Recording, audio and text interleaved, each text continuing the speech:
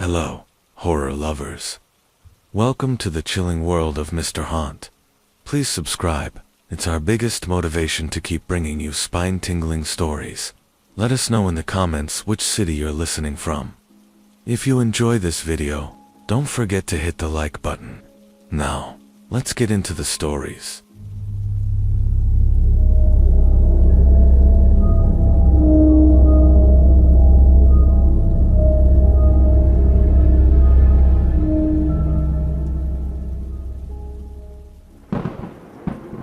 I was 21 when it happened to me.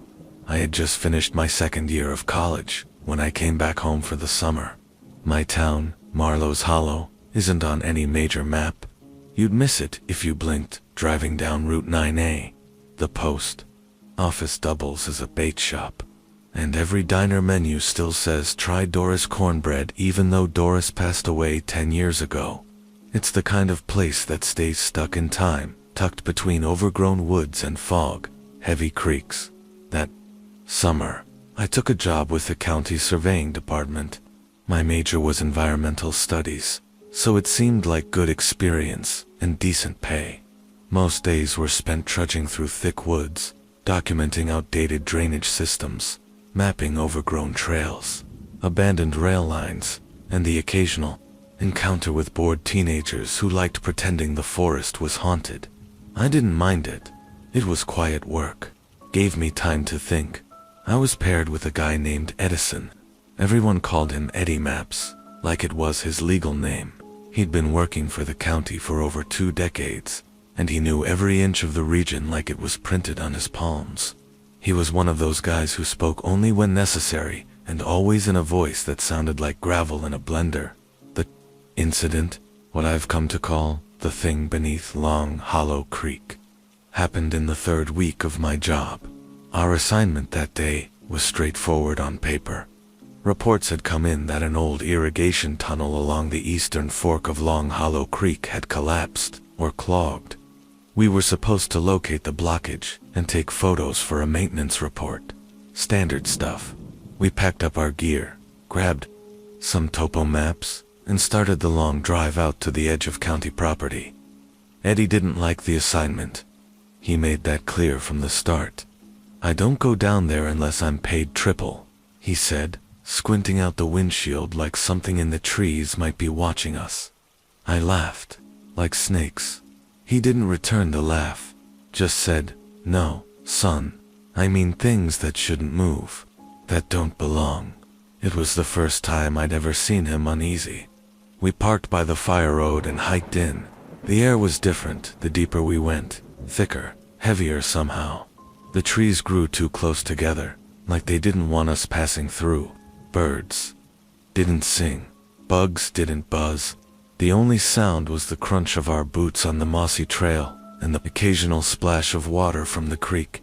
It took us 2 hours to reach the spot marked on the old survey map. The tunnel was supposed to run beneath a ridge and feed into a carved-out drainage basin. But when we got there, everything was wrong. First off, the tunnel opening was completely gone. No collapse, no debris, just smooth creek bed and unbroken earth where it should have been. It was like the mouth of the tunnel had never existed, and yet, on the map in Eddie's hand, it was marked clearly, Tunnel 9B, constructed in 1954. "Do you see this?" he asked, tapping the map and then pointing to the earth where the tunnel should have been. I nodded, frowning. "So, they covered it up?" "No," he said. "This wasn't covered. It was erased." That's when I noticed the water. Long Hollow Creek isn't wide. Maybe 4 feet across, and ankle deep, slow, moving and brown with silt. But the section we were standing by wasn't moving at all. Not frozen, not stagnant, just still. The surface looked like oil, slicked glass, perfectly unbroken, no ripples, not even where a leaf floated on top. I reached down to dip my finger in. "Don't," Eddie said, grabbing my wrist. "Just don't." He wasn't joking. We started taking photos and recording GPS coordinates. I noticed something else then. A smell, not strong, but strange, like something metallic, rust, and ozone, almost like blood. But it wasn't coming from the creek. It was coming from the ridge above. Eddie noticed too. "Stay here," he said. "I'm gonna check that rise." He climbed up the muddy slope, slow, but steady. I stayed below, scanning the area and jotting notes. That's when I heard it. A knock. Then another, rhythmic, hollow, like something was tapping wood inside the hill. "Eddie," I called. No answer. More knocking. Then a third sound, like a deep, wet gurgle, somewhere beneath the surface of the creek. I stepped back, heart thumping. The water, still as glass, just moments ago, began to ripple in concentric circles from the center, though nothing had touched it. "Eddie," I called again, louder. That's when he screamed. Not a yell, not a shout for help. A scream like something had broken him open from the inside. I scrambled up the hill, slipping on mud and roots, finally pulling myself to the top. And he was gone, no sign of him. Just his field pack, lying open with the map still clutched in his hand, torn in half. No blood, no drag marks, nothing. I radioed for backup, panicked, stumbling over my words. Dispatch said they'd send a unit, but the tone in their voice was strange, flat, like they already knew. I should have left then. I should have run. Instead, I went back down to the creek. The ripples were gone. The surface was still again, but there was something new, a shape under the water, something long. It wasn't moving, but it was there, just beneath the surface, the shape of a spine, almost human, but wrong. The proportions were off. Too many joints, no clear beginning or end. Then it blinked, the eye, just one, opened under the water and looked straight at me. A lidless pitch, black eye, big as a dinner plate. I ran. I didn't care that Eddie was gone, or that my bag was still back there, or that I could barely breathe. I ran until I hit the fire road. Then I kept running.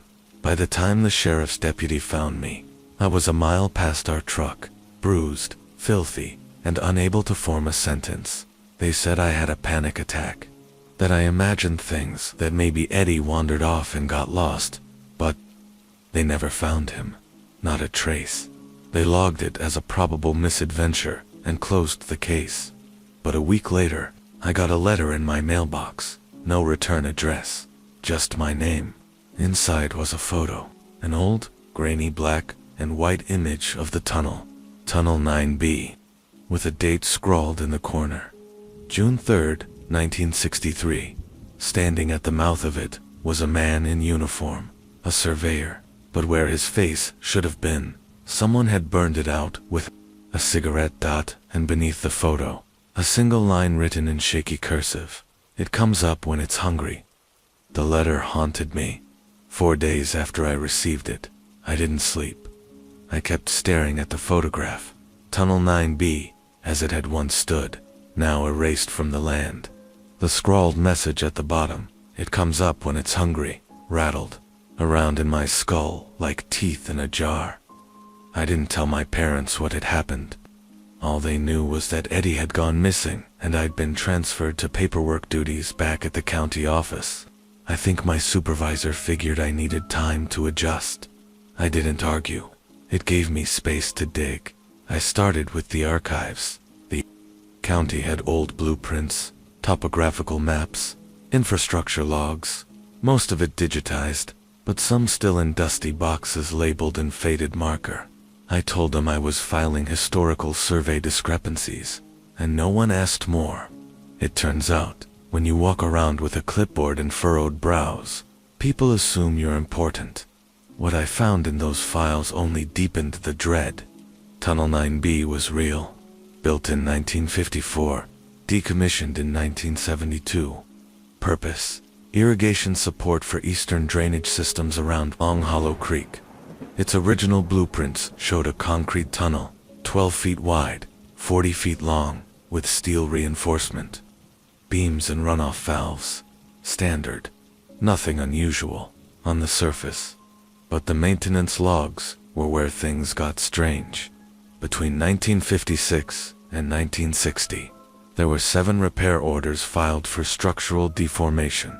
4 of them mentioned buckling that appeared overnight.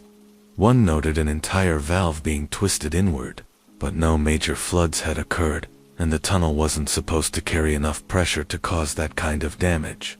Then the logs stopped. The final entry was written, by hand, June 3, 1963, no more repairs, no more teams. Tunnel is a mouth. We built too close. Someone waked the U.S. Army Corps of Engineers. This isn't soil collapse. Mr. And below that, stamped in red ink, classified, restricted access, site sealed. I held the page in my hand, fingers going cold. The same date from the photo.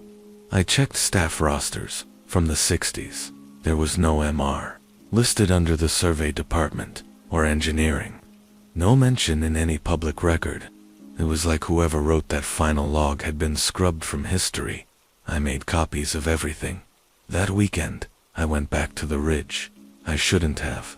Every cell in my body screamed not to, but there was a part of me that needed to know. Needed to see if it was real, or if my mind had just cracked under pressure. I packed light, a flashlight, water, an old map I borrowed from the archive, and a cheap GoPro I ducked, taped to my chest. The old map showed the tunnel clearly, and a narrow trail leading north along the ridge to what was labeled as a ventilation hatch. It wasn't on any modern documents. The air felt the same when I stepped into the woods, thick, unmoving. Wrong. I followed the trail to the old creek bed. The water was still, dead still. Like time stopped there. I didn't go near it. Instead, I climbed up the ridge again and followed the map north, winding through a patch of pine that hadn't seen daylight in decades. The silence pressed on my ears. Even my breath sounded muffled. After 20 minutes, I found it. A square steel hatch buried in moss and half swallowed by roots. It was rusted over and slightly ajar, just enough for me to pry it open with a stick. A wave of air hissed up from the darkness, damp, metallic, and tinged with rot. I slipped inside. The narrow tunnel angled down like a storm drain. My flashlight flickered cheap batteries, and I had to smack it twice before it stayed on. The walls were concrete, but covered in scratch marks. Hundreds of them. Some shallow, some deep enough to chip the surface. They weren't made by tools. No straight lines. No pattern. Just chaos. About 20 feet in. The tunnel opened into a chamber. The remains of the tunnel system. Old steel beams jutted out like broken ribs. The walls were cracked, misshapen, buckled outward like something inside had tried to expand. Water dripped from above, slow and steady, and in the center of the chamber, a hole, perfectly circular, 10 feet across, blacker than the dark around it. No ladder, no markings, just a void, and around the edge of the hole were bones, not animal bones, spines, ribs, femurs, all human-shaped, but elongated, twisted, some of them fused together. Some still had fragments of clothing stuck to them, cloth that looked too old to still exist. I stood there frozen, staring into the hole, and my flashlight died. Total blackness. I reached for my phone, dead to dot. Then something moved, not from the hole, from behind me. A sound like skin dragging across stone, wet and slow. I turned, heart hammering so hard I thought I'd pass out. There, just at the edge of the tunnel's entrance, stood a shape that was tall, too tall, stooped, but still scraping the ceiling. Its skin was pale, like it had never seen sunlight. No eyes, just smooth skin where a face should have been, and the smell, like the creek, metallic. Wrong. I didn't scream. I couldn't. I ran, tripped, slammed into the tunnel wall, got back up, and ran again. Behind me, the sound grew louder, not footsteps, a kind of slithering combined with bone cracking and water gurgling. I clawed my way up the tunnel slope and burst out into the woods, lungs burning. I didn't stop. I didn't look back. I don't remember how I got home. I just remember locking every door and collapsing on my bedroom floor, sobbing and shaking until sunrise.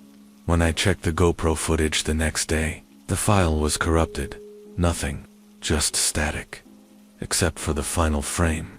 1 second of clarity. Me, running through the tunnel, and behind me, in the dark, a set of teeth. Not fangs, not sharp dot, just human teeth. Hundreds of them, lining the inside of something impossibly wide, like a throat, like a mouth. After what happened in the tunnel, I tried to stay quiet, tried to convince myself I'd imagined it all, that maybe I hit my head, or my flashlight played tricks on me, that the GoPro static was just a glitch. But something in me had changed. I started keeping my bedroom light on all night. I kept waking up at 2:17 a.m., always that time, with this horrible taste in my mouth, like iron and stagnant pond water, and worst of all, I started seeing it, not the creature itself, just shadows, out of the corner of my eye, shapes that stood, too tall, that bent in ways human bodies couldn't. I'd blink, and they'd vanish. But they always felt close, watching. I knew I couldn't be the only one who'd seen it. Whatever that thing was, it had been there long before me. Long before Eddie. So I went looking for answers. Not from the county, from the town. Marlowe's Hollow isn't like other places. People smile at the gas station, but they don't really talk. There's a hush in the air, like everyone agreed not to mention the bad things, especially the woods, especially Long Hollow. I remembered something Eddie had said once, when we were driving past an old barn near the creek. My grandfather used to say the hollow was cursed. He told me, something old lives under that land, something we shouldn't have touched. They thought paving roads would fix it, make it forget, but you can't bury a mouth and expect it not to open again. I hadn't thought much of it back then. Now, it haunted me, so I started talking to the older folks in town carefully, casual at first, asking about creek flooding and forgotten trails. Most people gave short answers or brushed me off. But one night, at the diner, a man named Vernon Jacobs sat across from me uninvited and said, "You're the kid who went down the tunnel, ain't ya?" I didn't know how to respond. I didn't think anyone knew.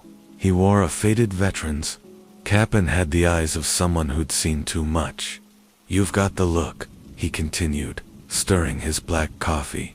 "Same as the men who came back in '63. He told me the story in a low voice, almost like a confession. Back in 1963, the county brought in a team of private contractors to dig a secondary outlet near the eastern fork of the creek. They were supposed to widen the channel and redirect runoff, but they hit something, some kind of underground cavern. They thought it was a sinkhole at first, Vernon said, until the water started boiling. One man fell in, disappeared. Another ran screaming about voices in the stone. They sealed it up within a week, filled it with concrete. Then they flooded the entire ridge with controlled dam water, deliberately redirecting the creek so no one would go near that stretch again. Didn't work, though, he added. Kids still went out there. Folks still heard things. So the county scrubbed the records, called it unstable ground, closed it off on all the maps. "But you remembered," I said. He nodded. "Everyone from back then remembers. We just pretend not to." Then he looked at me, eyes narrowing. "You saw it, didn't you?" I didn't answer. I didn't have to. He reached into his jacket and slid a folded piece of paper across the table, a hand-drawn map, older than anything I'd seen. Markings in red ink circled a spot on the ridge, right above where Tunnel 9B had collapsed. "There's something older than pipes and tunnels down there," Vernon whispered. "Something with no name.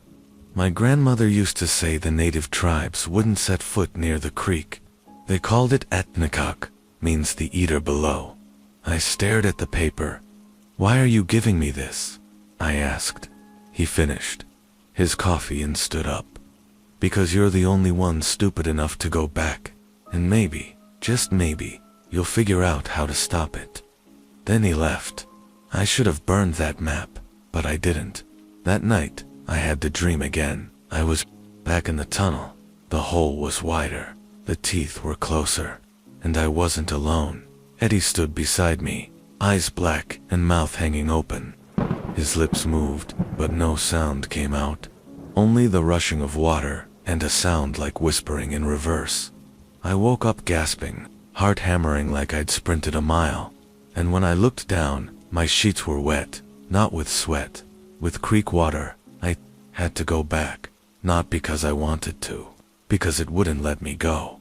I packed everything, Vernon's map, extra batteries, a new camera, and a hammer I didn't know how to use.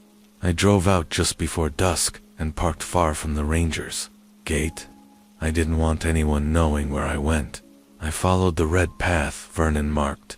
It led around the ridge, through a dense stretch of pine, and down into a gully where I found something I hadn't seen before, an old foundation, stone, almost swallowed by vines and moss. It looked like the remains of a house, or a church. At its center was a cracked stone circle, a well, no, a seal dot. It had carvings all around the edge, symbols I didn't recognize, worn down with time. At the center, barely visible, was a rusted iron lid shaped like a spiral, and it was open, only a sliver, but enough. The moment I stepped near it, my ears popped, like pressure changing underwater. My camera shut off. My flashlight buzzed and went dim. Then I heard it again, breathing, not mine, not human, heavy, wet, like lungs filled with water. And from the seal came a sound that didn't belong in this world, a voice, not in words, but in thought, like a whisper pressed directly against the inside of my skull. Feed me. That night, under the gnarled pines and pale moonlight, I stood frozen in front of the cracked stone seal, the same one Vernon's map had led me to, and from that narrow opening beneath the spiral came the thought again, feed me. But it wasn't just in my head. I could feel it in my bones, like my marrow vibrated with every wordless syllable. The earth around the seal pulsed gently, almost imperceptibly, as if the ground itself were breathing. I backed away. Slowly, my instincts screamed to run, but something changed when I turned to go. The woods weren't right anymore. The trees looked too tall, the shadows too long, and the air still, utterly silent. No insects, no birds, not even the distant hum of water. The pine barrens are quiet, but they aren't dead. This felt like a painting of a forest. I moved fast, retracing my steps toward the ridge, heart slamming in my chest, when I heard footsteps behind me. Not animal, human. I spun, shining my flashlight, but saw nothing. Then, the voice came, again, no longer inside my head. This time, it came from the trees. You woke me. The voice was wrong. Like it had never learned how to form words, but was trying, wet, croaking, like something speaking through a broken throat. You opened a mouth. I ran. Branches whipped at my face. Roots caught my boots. I nearly tumbled twice, and each time I heard it getting closer, that dragging, scraping step behind me. My flashlight flickered again, then died. The woods went black, and that's when I saw it. A shape between the trees, tall, bent, wrong. It moved like its joints bent both ways. Its head was too small, or maybe its body was too long. It glided rather than walked, and every time I blinked, it seemed closer. I reached the creek, stumbling down the embankment, and that's when I heard the water again, gurgling, rising. Something was coming up from beneath the stream. The water itself began to swell, not like a wave, but as though it were lifting. Alive, the GoPro in my pack, which I'd kept running the whole time, suddenly buzzed, its tiny light flashing red. I yanked it out, pointed it back, and in that grainy red dot reflection, I saw something crawl from the water, Not walk, crawl. Its skin was black and wet like oil, and its hands, if you could call them that, were long, root-like extensions that reached and dragged it forward. It didn't have eyes, just a face made of holes, and it smiled, but not with a mouth.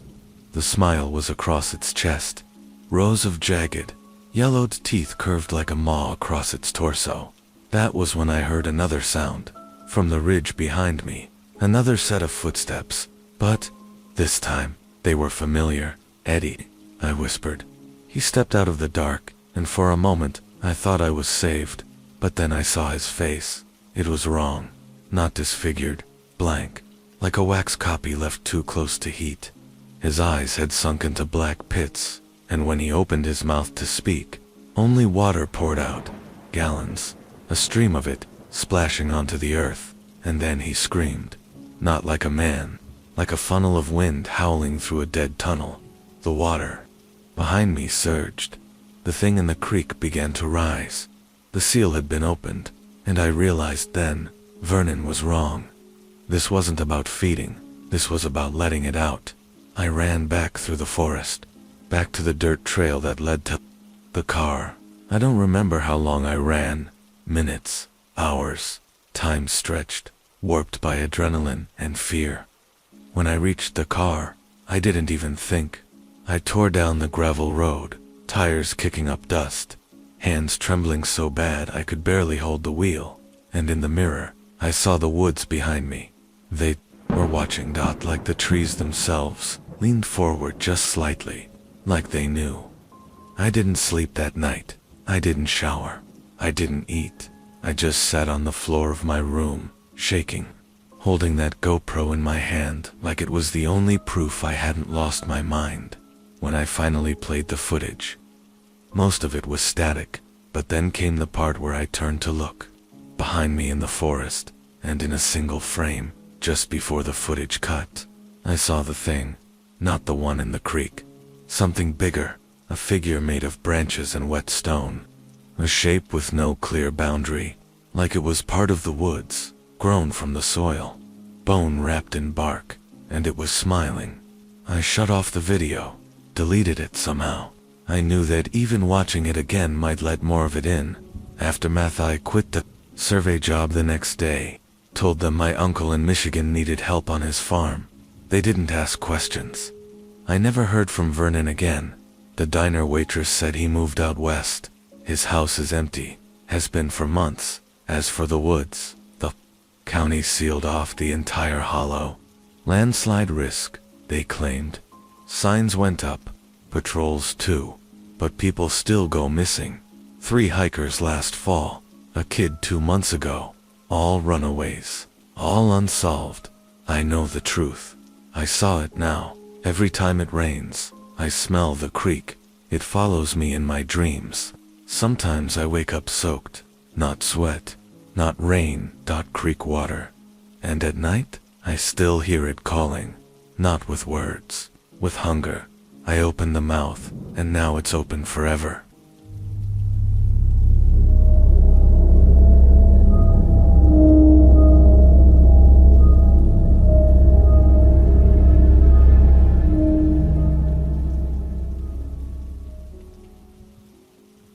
One night something happened which I cannot forget. It was in the dead grip of February. The kind of cold that numbs your fingertips through gloves, that turns your breath into smoke the second it leaves your lips. That was when Lena talked me into going camping out in the Pine Barrens. She was my girlfriend back then, a junior at Rutgers like me, though she always seemed like she had one foot in the forest and one in the classroom. Lena was the type who read wilderness survival manuals like bedtime stories. She was studying environmental science, obsessed with the idea of unspoiled nature. Me, I was tagging along mostly to spend time with her. I didn't care about ecosystems. I cared about Lena, and the way her face lit up when she was deep in the woods, away from traffic, noise, and concrete. Her idea of camping wasn't the kind you see in YouTube vlogs. No campgrounds, no RV hookups, no Wi-Fi, no GPS either. We went full analog, compass, paper map, some dehydrated food packs, and what she called a good sense of direction. We parked her Subaru near a locked ranger gate, shouldered our packs, and hiked 5 miles into the brush. No trail markers, no signs, just trees. Endless, brittle trees that swayed in the wind like they were trying to lean in and listen. We set up camp somewhere east of Batstow Village, though I couldn't tell you exactly where. Lena said that was the point. True wilderness, unspoiled. All I knew was that we were far off any beaten path. The ground was soft and mossy in spots, slick with rotting leaves in others. Sometimes the trees grew so close together, it felt like walking through a skeleton forest, their thin, pale limbs rattling overhead in the breeze. That first night, things were quiet. Too quiet, honestly. There's something unnatural about that level of silence. Even in the deepest woods, you expect rustling animals, distant owls, wind moving through the canopy. But that night, it felt like everything had gone still, just for us. We were zipped up in the tent by 9 p.m. I fell asleep listening to Lena talk about how the Pine Barrens were home to dozens of species of birds and reptiles. She mentioned something about an endangered frog before her voice drifted off. Then, at around 3 a.m., I woke up. Something was moving outside. At first, I thought it was a deer. Heavy footsteps, slow and deliberate. Branches cracked under its weight, and there was a kind of lurch to the sound, like it was limping. But as I sat up and listened harder, my skin went cold. I heard breathing. Not animal breathing. This was human. Long, deliberate inhales, followed by raspy, almost wet, sounding exhales. Someone was standing near our tent, breathing like they were sick, or injured, or maybe just wrong somehow. "Lena," I whispered, nudging her shoulder. She groaned, barely opening her eyes. "What?" "There's someone outside." That got her attention. She sat up quickly, pushing strands of hair out of her face. Then she heard it too. The moment she moved, the breathing stopped. Everything stopped. It was like the forest held its breath. We sat there, staring at the nylon wall of the tent, our breath fogging in the freezing air. I had my hand on the handle of the camping knife in my pack, though I wasn't sure what I'd do with it if someone actually tore through the fabric. But they didn't. Nothing happened. The rest of the night passed in dead silence. No footsteps. Retreating. No whispers. Just that horrible stillness. We didn't sleep another minute. When dawn finally broke, we stumbled outside to check around. That's when we saw the tracks. They were unlike anything I've ever seen. Not boot prints, not bare feet, not paws, and definitely not hooves, though that was the closest comparison. They looked like someone, or something, had tried to walk, like a deer. 2 narrow indentations per step, each longer than my foot, but spaced strangely, almost like the gait was off, too wide, too long. One of them had dragged slightly, tearing through moss and leaving a strange groove. Lena stared at them for a long time, squatting beside one and tracing its edge with her glove. "That's not a deer," she said flatly. We packed up camp and moved another mile deeper into the woods, hoping to put distance between us and whatever that was. I should have left then. I should have begged her to turn around, hike out, go home, but I didn't, because that was just the first night. We didn't talk much as we broke camp that morning. Lena was unusually quiet. Normally she'd be humming while she rolled the sleeping bags or cracking a smile while showing off her knot tying skills. But that day, she just kept glancing at the woods around us. Her eyes looked distant, calculating. Once we finished packing, she took out the map and compass, muttering about how there was a small clearing not too far east of where we were.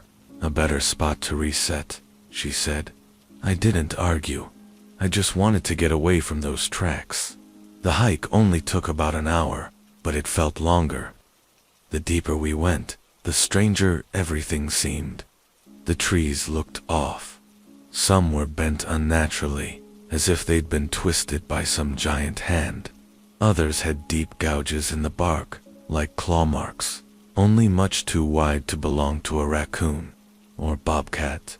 At one point, I stopped to catch my breath, and I noticed that the forest was completely silent again.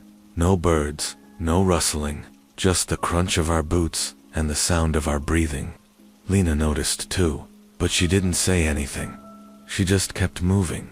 The clearing, when we found it, looked almost too perfect. Roughly circular, flat ground, no underbrush, just soft soil and brittle twigs. "This'll do," she said, but I saw the hesitation in her eyes. We set up camp again, built a small fire, and tried to settle in. I cracked open a protein bar and asked her, "You think it was a prank last night? Like a hunter messing with us?" Lena shook her head. "No, Hunter walks like that, and no one would be that deep out here just for a scare. It doesn't make sense. You think it followed us?" She looked at me, and for the first time since we'd started dating, I saw fear behind her usually sharp eyes. "I don't know," she said. The sun dipped fast behind the trees, and cold rushed in with the darkness. We kept the fire going longer. That night, neither of us eager to get back in the tent. The wind had picked up, and with it came faint sounds, like whispering, but when I tried to focus, it would fade. Lena claimed it was the wind, brushing through the pine needles and dry branches, but I swear, I heard voices low, murmuring voices, as if people were arguing somewhere just out of sight. Around 11 p.m., we finally turned in. I lay there, listening to the wind and trying to convince myself it was nothing. And then, I heard it again. That breathing, it was fainter this time, but it was there, slow, wet, like something was struggling to draw air into lungs that weren't built for it. "Lena," I whispered, but she was already awake. She held her finger to her lips and motioned for me to stay still. She was listening, too, eyes wide in the dark. Then we heard footsteps, not approaching, but circling the tent, one step at a time, careful, deliberate, snap, crunch, pause. It was like it wanted us to hear it. Suddenly, there was a dragging sound, like something was pulling its foot or hoof through the dirt. The tent zipper twitched, just for a second, like something had brushed against it. I grabbed the knife from my pack. Lena had her bear spray in hand, but she didn't move, and then, just as suddenly as it had started, it stopped. The air fell still again. We waited for hours, unmoving. I think I drifted in and out of shallow sleep near dawn, but every sound jolted me awake when morning finally came. We stepped outside and saw the same kind of tracks as before, only this time, they were all around the tent tarkles as if it had paced all night long. That's when Lena made the decision. "We're done," she said. "We hike back. Today."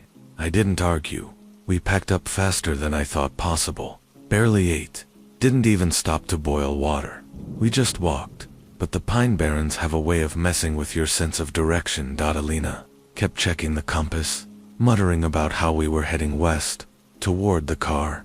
But every hour that passed, the woods looked more unfamiliar, more wrong. Trees grew in strange patterns.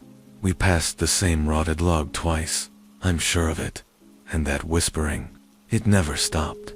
Daylight or not, it followed us like a shadow. By late afternoon, it became clear we were lost.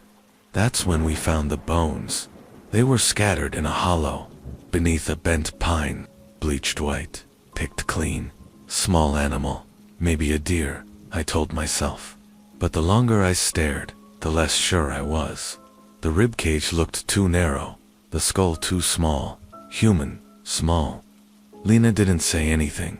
She just turned and walked faster. We made camp that night in complete silence. Neither of us ate. Neither of us spoke. We didn't even build a fire, because whatever was out there, fire might only draw it closer. I didn't sleep at all that third night. Neither did Lena. We lay inside the tent, in total darkness, holding our breath at every sound. The forest outside was no longer just quiet. It was unnatural, the kind of silence that made your ears ring. Like the woods were holding something in, or holding something back. At some point, I heard Lena whisper, "It knows we're trying to leave." She didn't elaborate.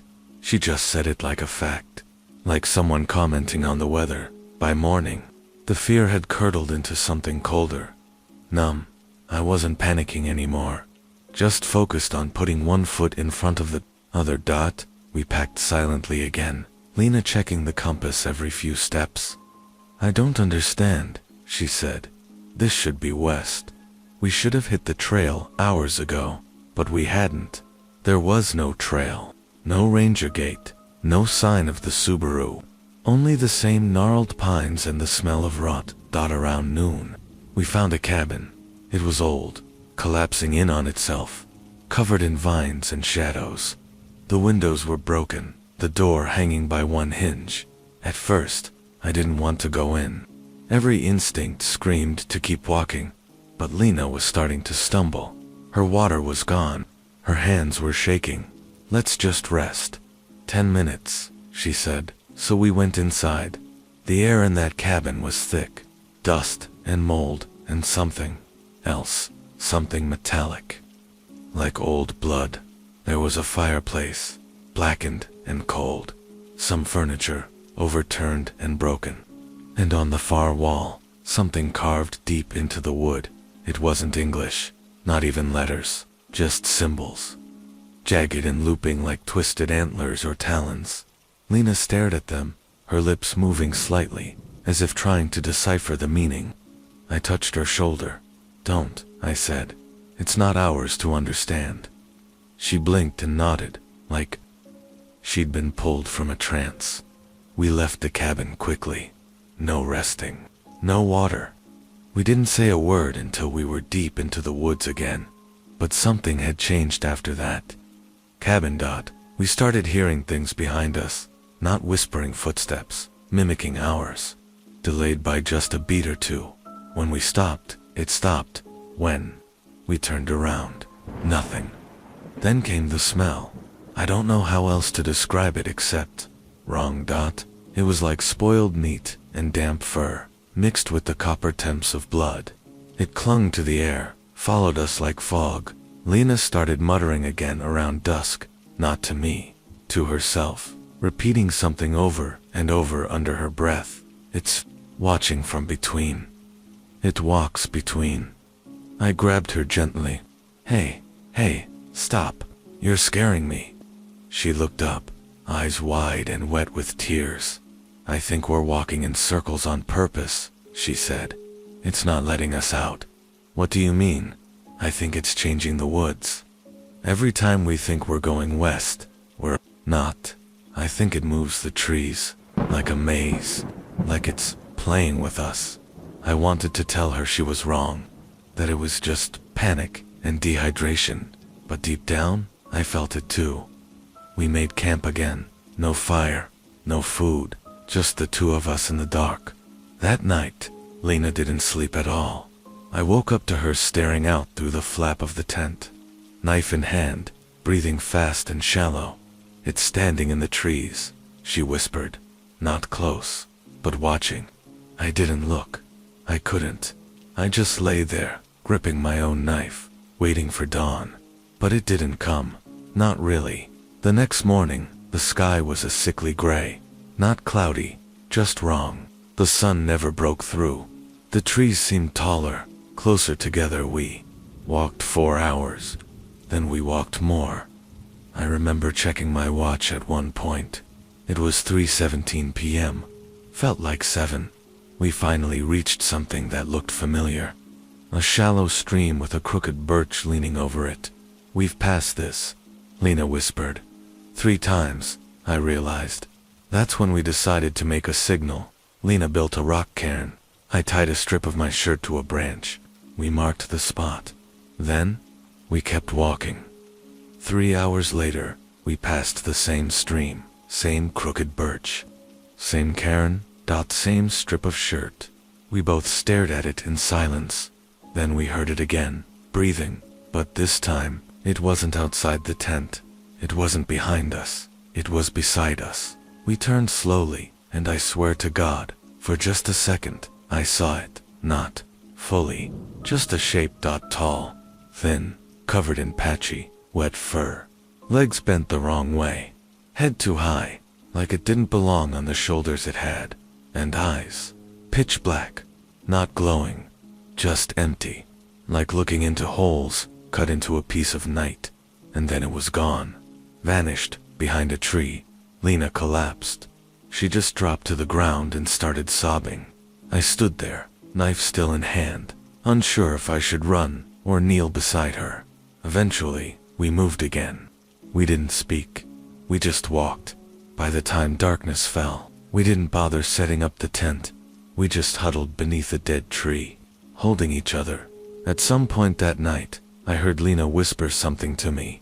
If I don't make it out, don't come back. I didn't answer. I just squeezed her hand. That night dragged on like a lifetime. Lena and I sat under that twisted pine, our backs pressed together, the knife resting on my thigh. Neither of us spoke. Every time the wind shifted, it brought with it that same awful smell, rotting meat, rust, wet fur. Every time a branch snapped in the distance, we flinched. And somewhere in the dark, always just beyond sight, something breathed. Lena didn't sleep. She just kept whispering to herself. Not full sentences, not really. Bits and pieces, words, like trickster hooves, watching from between. By dawn, or what we thought was dawn, we both knew something was coming. We were done pretending this was just a hike gone wrong. Something out there was following us, guiding us, hurting us. We started walking again, but slower now, like prey that already knows it won't outrun the predator. Around midday, we found something we hadn't seen before. Not a cabin, not a trail, a clearing, a perfect circle of flattened grass. In the center, a tree stump, huge and blackened, like it had been struck by lightning, and on the stump, something waited. It was a bundle, wrapped in deer hide, tied with what looked like braided hair. Lena froze. "Don't touch it," she said, voice sharp, panicked. I wasn't going to, I replied, but I wasn't sure I meant it. Something about the bundle pulled at me. Like a thread behind the eyes, Lena grabbed my wrist. "We have to go around. Don't even step inside the circle." So we did. Wide berth, eyes forward. But even then, I swear I saw something move in the corner of my vision. A flicker of white. A face, just for a second, leaning out from behind the stump. Then gone. The rest of the day, the woods got darker. Not the sky, the trees. They grew denser, pressing in from all sides. Branches snagged at our clothes. The path beneath us narrowed to nothing. I could barely breathe. Lena said we had to stop. We set up the tent again, though we both knew it didn't help. That night, it came. Not like before. Not pacing the woods. Not hiding. It stood right outside the tent. I saw its silhouette through the fabric. 7 feet tall, maybe more. Long limbs bent at wrong angles. The head cocked sideways, twitching slightly, like it was listening. It didn't move. It just stood there. For hours, I didn't dare blink. Beside me, Lena was silent, her hand gripping mine so tight, I thought my fingers might break. Then it spoke. Not in words. Not really. It sounded like a voice, trying to form. Words for the first time. Garbled, wet, choking. Liana. It said her name, not mine, just hers. Lena started shaking. She curled in on herself, whispering again. "It wants one of us. It wants one." The shadow stayed until the sky started to lighten again. Then it was gone. We didn't pack. We just ran. No direction. No map. Just panic. Branches tore at us. Thorns sliced our legs and arms. We didn't stop. At some point I tripped, slid down an embankment, landed hard in a shallow creek. Water soaked my clothes, filled my boots. When I looked up, Lena wasn't there. I screamed her name, over and over. No answer, just trees, and silence, and that breathing again, this time behind me. I turned slowly, heart pounding so hard I couldn't hear anything else. And there it was. Not a shadow, not a glimpse. Full view. It stood in the water not 10 feet away. Tall and wrong. Covered in mottled fur and patches of something pale and slick. Skin maybe. Its eyes were deep holes. Its mouth hung open to wide, jaw unhinged like a snake, filled with rows of human teeth. And in its chest, embedded like trophies, were faces. Dozens of them, some old, some recent. Eyes open, mouths stretched in silent screams. I couldn't move. I couldn't breathe. Then I heard her voice. Lena, but not from the creature, from deeper in the woods. Matt, over here. I ran, didn't look back. Found her kneeling near a large oak, blood on her shirt, hands covered in dirt. I found the road, she said, voice shaking. We're close. She wasn't lying. I could see the glint of metal, an old signpost maybe, through the trees. We pushed forward, limping, half sobbing, and then like passing through a wall, we were back on gravel, the ranger gate, the Subaru, it was there, unmoved, untouched. I turned to look behind us. Nothing but trees, still silent, like it had never happened. AFTR May, HW, never told anyone the full story. Not the police, not our friends, just said we got lost. Spent a couple nights in the woods, no big deal. But Lena changed after that. She dropped out of Rutgers 3 months later, moved to Oregon. Last I heard, she was living off-grid in a cabin with no mirrors. I've never gone camping again. Sometimes I still dream of it. The sound of its breathing, the way it said her name, the clearing with the bundle. But the part that haunts me the most, the last thing Lena said to me before we drove off that day. She turned to me, pale and trembling, and said, I don't think it followed us out. I think it sent something in. I asked what she meant, but she just shook her head, and she hasn't spoken to me since.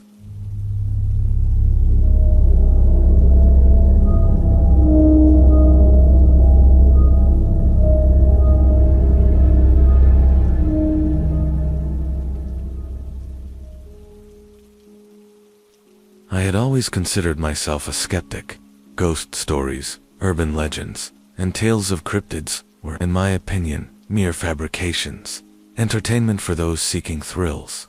That was until I inherited my late uncle's cabin, nestled deep within the dense forests of Hollow Creek.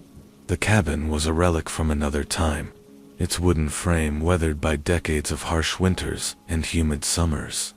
Surrounded by towering pines and thick underbrush, it stood isolated, miles away from the nearest town.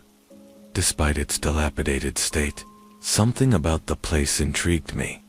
Perhaps it was the allure of solitude, or the challenge of restoring it. From the moment I arrived, an unsettling atmosphere enveloped me. The air was thick with the scent of moss and decay, and the forest seemed to whisper secrets through the rustling leaves. Locals had warned me about the area, speaking in hushed tones about the echoes, phantom sounds that mimicked human voices, luring travelers deeper into the woods. I dismissed their tales as folklore, remnants of a superstitious past. The first few days were uneventful. I busied myself with cleaning and minor repairs, occasionally venturing into the woods to gather firewood. It was during one of these excursions that I first heard it. A faint call, unmistakably human, echoing through the trees. Help. The voice was distant, yet clear. Instinctively, I called back, but received no response. Chalking it up to my imagination, I returned to the cabin. That night, sleep eluded me. The forest was alive with sounds, twigs snapping, leaves rustling, and that haunting voice, now closer, repeating the same plea. Help. Grabbing a flashlight, I stepped onto the porch, scanning the darkness. The beam caught nothing but trees and shadows. I called out, but silence was my only answer. Determined to uncover the source, I ventured deeper into the woods the following morning. Hours passed as I navigated the dense foliage, marking my path to avoid getting lost. Just as I was about to turn back, I stumbled upon a clearing. At its center stood a stone structure, weathered and covered in moss. It resembled an altar, with strange symbols etched into its surface. Surrounding it were remnants of offerings, bones, trinkets, and decaying flowers. A sudden chill ran down my spine as the air grew still. Then, the voice returned, louder and more desperate. "Help me," it seemed to emanate from the altar itself. As I approached, the ground beneath me trembled, and a low growl resonated from the forest. Panic set in, and I fled, the growls pursuing me until I reached the safety of the cabin. That night, the whispers intensified, now accompanied by scratching at the cabin walls and the sound of footsteps circling the perimeter. I barricaded the doors and windows, clutching a rifle I had found among my uncle's belongings. Sleep was impossible. Every creak and groan of the old structure set my nerves on edge. At dawn, I discovered deep claw marks etched into the wooden walls, and the ground was littered with footprints, elongated and inhuman. Realizing the danger, I decided to leave Hollow Creek, abandoning the cabin and its haunting surroundings. Back in the safety of the city, I researched the area and uncovered tales of a creature known as the Echo, a shapeshifter that lured victims by mimicking voices. Skepticism had blinded me to the warnings, and I had narrowly escaped its grasp. Now, I share my story as a cautionary tale. Some legends are rooted in truth, and some places are best left undisturbed.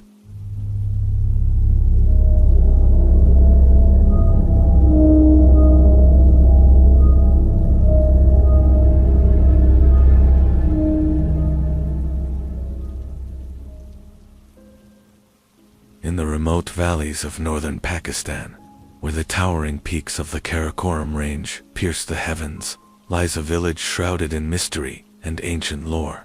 The villagers speak in hushed tones of the Barmanu, a bipedal, humanoid creature, said to roam the rugged mountains, cloaked in the shadows of the night. Described as a being with both human and ape-like features, the Barmanu is believed to wear animal skins and emit guttural sounds that chill the spine. Wikipedia. I first heard of the Barmanu during an anthropology expedition aimed at studying the indigenous cultures of the region. The tales intrigued me, blending folklore with alleged eyewitness accounts. Driven by curiosity, I decided to delve deeper into the legend, seeking out those who claimed to have encountered the elusive creature. One evening, as the sun dipped behind the mountains, casting long shadows over the valley, I sat with an elder named Rahim. His weathered face bore the marks of time, and his eyes held stories untold. Over a cup of steaming chai, he recounted his experience. "It was many years ago," he began, "during a harsh winter. I was tending to my flock near the Chichico Valley when I heard a strange, guttural sound, unlike any animal I knew. Curious, I followed the noise and saw a towering figure, covered in hair, moving with surprising agility. It paused, turned its head towards me, and in that moment, our eyes met. There was intelligence there, a recognition. Then, as swiftly as it appeared, it vanished into the forest." Rahim's account was not isolated. Others spoke of similar encounters, of livestock disappearing, of strange footprints in the snow, and of eerie sounds echoing through the valleys at night. Some even claimed the Barmanu had attempted to abduct women, leading to tales of its desire to mate with humans. The U.S. Sun Wikipedia determined to uncover the truth. I organized an expedition into the heart of the Karakoram. Accompanied by local guides, we ventured into the dense forests and treacherous terrains where sightings were most frequent. For days, we found nothing, only the silence of the mountains and the whispering winds. Then, one night, as we camped near a secluded glade, we heard it, a low guttural growl that resonated through the trees. Grabbing our flashlights, we scanned the darkness, and there, Just beyond the reach of our lights stood a massive figure. It watched us silently, its eyes reflecting the light with an eerie glow. Before we could react, it turned and disappeared into the forest, leaving behind only footprints and a lingering sense of awe. The encounter left us shaken, yet exhilarated. We had come seeking a legend and found a glimpse of something beyond our understanding. The Barmanu, whether a relic of a bygone era or a creature yet to be classified, remained an enigma, a testament to the mysteries that still dwell in the hidden corners of our world.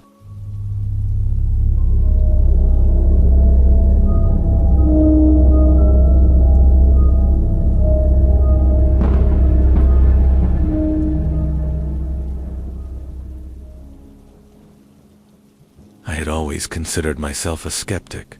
Ghost stories, urban legends, and tales of cryptids were, in my opinion, mere fabrications, entertainment for those seeking thrills. That was until I inherited my late uncle's cabin, nestled deep within the dense forests of Hollow Creek. The cabin was a relic from another time, its wooden frame weathered by decades of harsh winters and humid summers. Surrounded by towering pines and thick underbrush, it stood isolated, miles away from the nearest town. Despite its dilapidated state, something about the place intrigued me. Perhaps it was the allure of solitude or the challenge of restoring it. From the moment I arrived, an unsettling atmosphere enveloped me. The air was thick with the scent of moss and decay, and the forest seemed to whisper secrets through the rustling leaves. Locals had warned me about the area, speaking in hushed tones about the echoes, phantom sounds that mimicked human voices, luring travelers deeper into the woods. I dismissed their tales as folklore, remnants of a superstitious past. The first few days were uneventful. I busied myself with cleaning and minor repairs, occasionally venturing into the woods to gather firewood. It was during one of these excursions that I first heard it, a faint call, unmistakably human, echoing through the trees. Help! The voice was distant, yet clear. Instinctively, I called back, but received no response. Chalking it up to my imagination, I returned to the cabin. That night, sleep eluded me. The forest was alive with sounds, twigs snapping, leaves rustling, and that haunting voice, now closer, repeating the same plea. Help! Grabbing a flashlight, I stepped onto the porch, scanning the darkness. The beam caught nothing but trees and shadows. I called out, but silence was my only answer. Determined to uncover the source, I ventured deeper into the woods the following morning. Hours passed as I navigated the dense foliage, marking my path to avoid getting lost. Just as I was about to turn back, I stumbled upon a clearing. At its center stood a stone structure, weathered and covered in moss. It resembled an altar, with strange symbols etched into its surface. Surrounding it were remnants of offerings, bones, trinkets, and decaying flowers. A sudden chill ran down my spine as the air grew still. Then, the voice returned, louder and more desperate. Help me! It seemed to emanate from the altar itself. As I approached, the ground beneath me trembled, and a low growl resonated from the forest. Panic set in, and I fled, the growls pursuing me until I reached the safety of the cabin. That night, the whispers intensified, now accompanied by scratching at the cabin walls and the sound of footsteps circling the perimeter. I barricaded the doors and windows, clutching a rifle I had found among my uncle's belongings. Sleep was impossible. Every creak and groan of the old structure set my nerves on edge. At dawn, I discovered deep claw marks etched into the wooden walls, and the ground was littered with footprints, elongated and inhuman. Realizing the danger, I decided to leave Hollow Creek, abandoning the cabin and its haunting surroundings. Back in the safety of the city, I researched the area and uncovered tales of a creature known as the Echo, a shapeshifter that lured victims by mimicking voices. Skepticism had blinded me to the warnings, and I had narrowly escaped its grasp.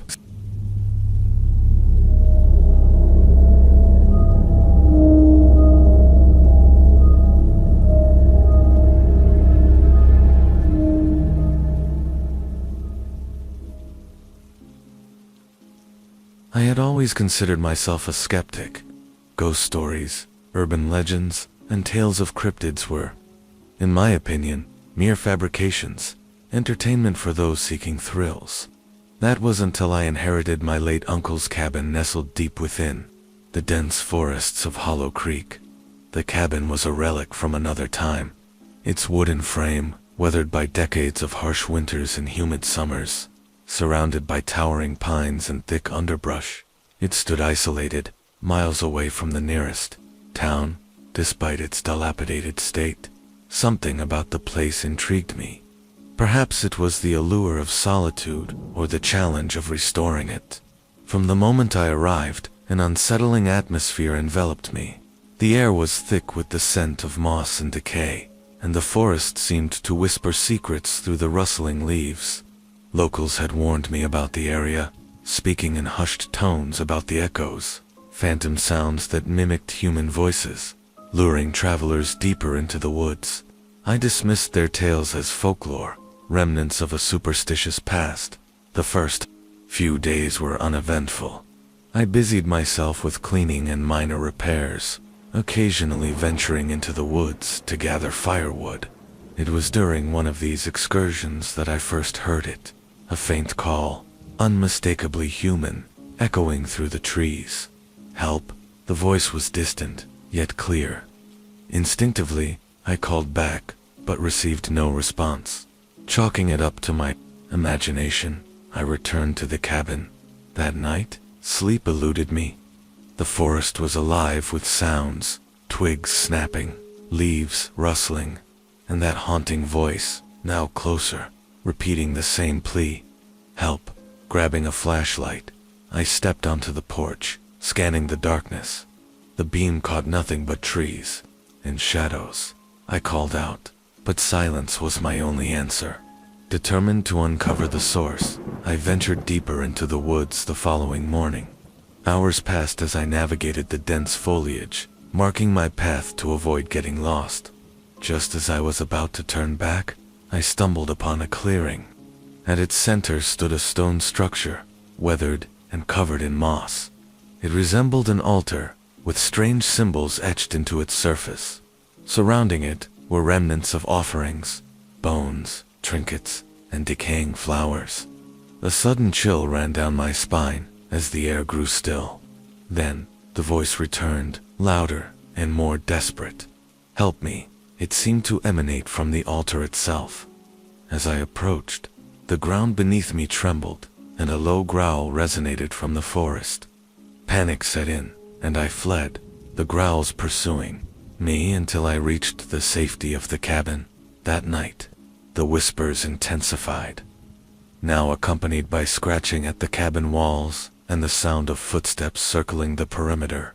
I barricaded the doors and windows, clutching a rifle I had found among my uncle's belongings. Sleep was impossible. Every creak and groan of the old structure set my nerves on edge. At dawn, I discovered deep claw marks etched into the wooden walls, and the ground was littered with footprints, elongated and inhuman. Realizing the danger, I decided to leave Hollow Creek, abandoning the cabin and its haunting surroundings back in the safety of the city.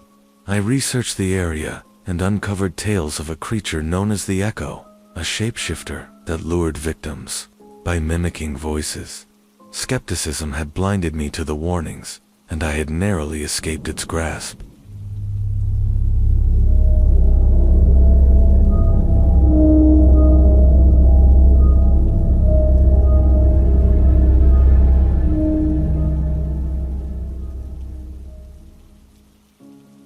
I had always considered myself a skeptic. Ghost stories, urban legends, and tales of cryptids were, in my opinion, mere fabrications, entertainment for those seeking thrills. That was until I inherited my late uncle's cabin nestled deep within the dense forests of Hollow Creek. Creepypastascarystories.com, +1 puzzle box horror, +1 the cabin was a relic from another time, its wooden frame weathered by decades of harsh winters and humid summers. Surrounded by towering pines and thick underbrush, it stood isolated, miles away from the nearest town. Despite its dilapidated state, Something about the place intrigued me. Perhaps it was the allure of solitude, or the challenge of restoring. It did. From the moment I arrived, an unsettling atmosphere enveloped me. The air was thick with the scent of moss and decay, and the forest seemed to whisper secrets through the rustling leaves. Locals had warned me about the area, speaking in hushed tones about the echoes, phantom sounds that mimicked human voices, luring travelers deeper into the woods. I dismissed their tales as folklore, remnants of a superstitious past. The first few days were uneventful. I busied myself with cleaning and minor repairs, occasionally venturing into the woods to gather firewood. It was during one of these excursions that I first heard it, a faint call, unmistakably human, echoing through the trees. Help! The voice was distant, yet clear. Instinctively, I called back, but received no response. Chalking it up to my imagination, I returned to the cabin. That night, sleep eluded me. The forest was alive with sounds, twigs snapping, leaves rustling, and that haunting voice, now closer, repeating the same plea. Help! Grabbing a flashlight, I stepped onto the porch, scanning the darkness. The beam caught nothing but trees and shadows. I called out, but silence was my only answer. Creepypasta, scarystories.com. Determined to uncover the source, I ventured deeper into the woods the following morning. Hours passed as I navigated the dense foliage, marking my path to avoid getting lost. Just as I was about to turn back, I stumbled upon a clearing. At its center stood a stone structure, weathered and covered in moss. It resembled an altar, with strange symbols etched into its surface. Surrounding it were remnants of offerings, bones, trinkets, and decaying flowers. A sudden chill ran down my spine as the air grew still. Then, the voice returned, louder and more desperate. Help me! It seemed to emanate from the altar itself. As I approached, the ground beneath me trembled, and a low growl resonated from the forest. Panic set in, and I fled. The growls pursuing me until I reached the safety of the cabin. N.Wikipedia.org +9 US Ghost Adventures +9 ColeCecil.io +9 That night, the whispers intensified, now accompanied by scratching at the cabin walls and the sound of footsteps circling the perimeter.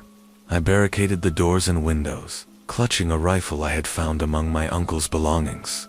Sleep was impossible. Every creak and groan of the old structure set my nerves on edge. At dawn, I discovered deep claw marks etched into the wooden walls, and the ground was littered with footprints, elongated and inhuman. Realizing the danger, I decided to leave Hollow Creek, abandoning the cabin and its haunting surroundings, back in the safety of the city. I researched the area and uncovered tales of a creature known as the Echo, a shapeshifter that lured victims by mimicking voices. Skepticism had blinded me to the warnings, and I had narrowly escaped its grasp.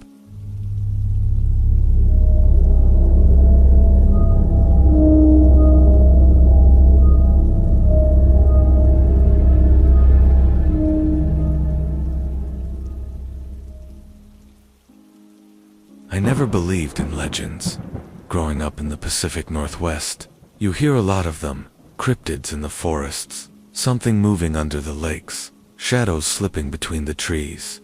My grandfather used to talk about one in particular, the Lake Walker, a creature he claimed lived beneath the dark waters of Lake Crescent. He said it came out only on moonless nights, when the mist wrapped around the trees and the water turned still as glass. He described it with reverent fear, tall, bony, its limbs too long and crooked, eyes glowing like lanterns from the deep dot. As a child, I listened with fascination, but I never truly believed him.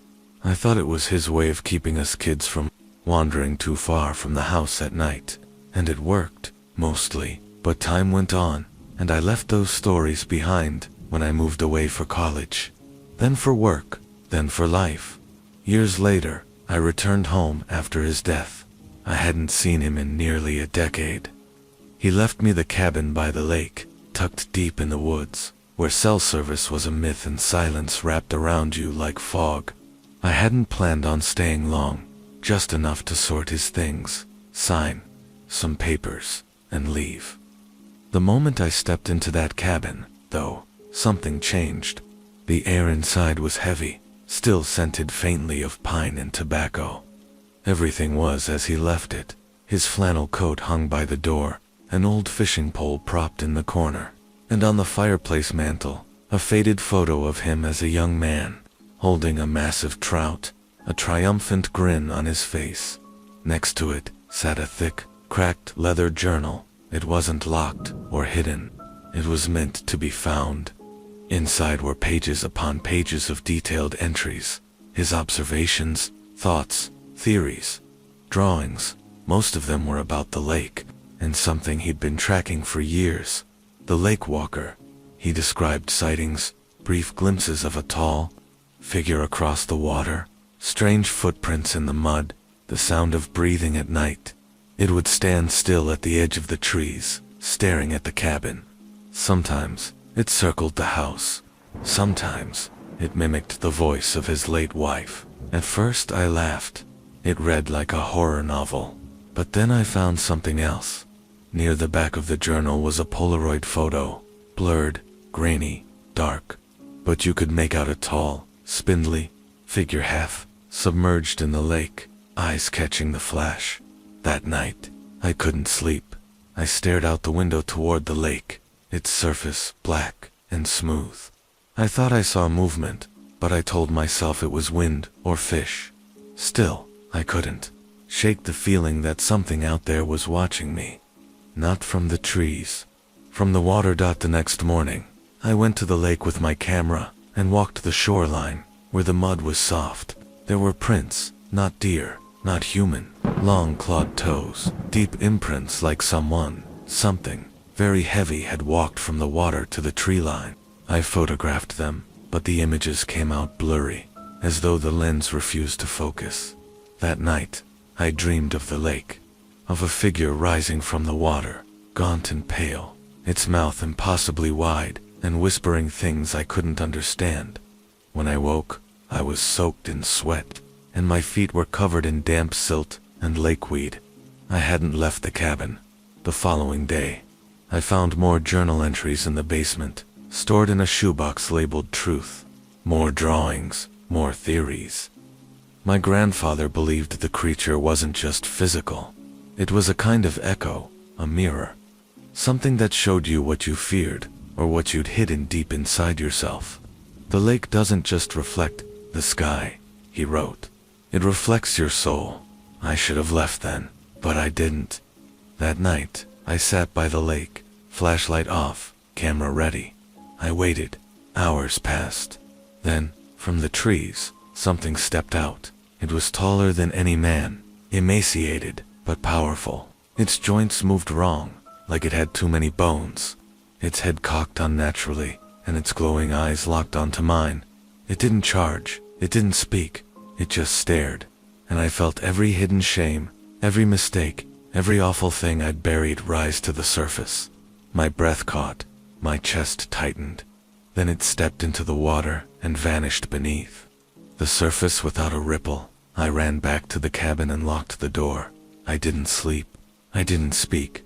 The next morning, I found muddy footprints on the front porch. But it wasn't the shape that chilled me. It was that they matched my boots exactly. I spent the next day pacing the cabin, reading the journal again and again. The last page was dated 3 weeks before my grandfather's death. He wrote, "It wore my face last night, but its eyes, it doesn't blink." That evening, I stood at the edge of the lake, trembling. My own reflection wavered in the dark water. Then, behind my image, something else appeared, its eyes glowing, its mouth grinning too wide. When I blinked, it was gone, but I know what I saw. I left the cabin the next morning and never went back. But some nights, when sleep slips from me and silence sets in, I hear water dripping where there should be none. I see eyes in the corners of mirrors. The lake is far away, but it remembers me, and I will never forget it.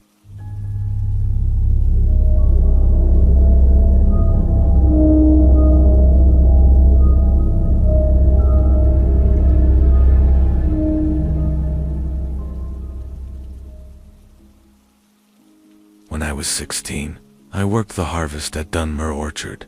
It was one of those back road farms where the air always smelled like sour apples, and the barns looked like they were leaning away from something. The family who owned it never smiled. Not once. The grandmother, Miss Edra, had cloudy eyes and wore a necklace of chicken bones. She told me not to pick from the East Grove.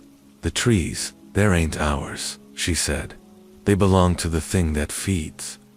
I thought she was senile, but one afternoon, while picking apples near the fence line, I saw something move beyond the old growth. A shadow, long, low to the ground, crawling on its stomach like a wounded dog.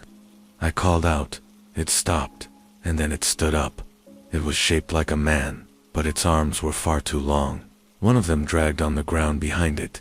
It didn't have a face, just deep, smooth hollows where the eyes should have been, like someone had scooped them out with a spoon. It watched me with those holes, and then it opened its mouth. Not wide, not screaming, just opened it, and out came a sound I'll never forget. Crunch. The same way you'd bite into an apple. I dropped the basket and ran back toward the barn. But when I got there, Miss Edra was waiting. She didn't look surprised. "Didn't I tell you?" she said softly. "East Grove don't grow no apples worth keeping. They grow mouths." I quit that same day. But a month later, I started having dreams about trees, teeth, and the feeling of something crawling up my spine while I slept. I went back to the orchard once. Couldn't help it. The East Grove was gone, burned to black soil. The rest of the trees were still bearing fruit, but every apple I saw had a single bite taken out of it. Just one, like something had sampled each one, searching and beneath every tree. Something small and white poked out of the soil. I got closer. They weren't stones. They were teeth.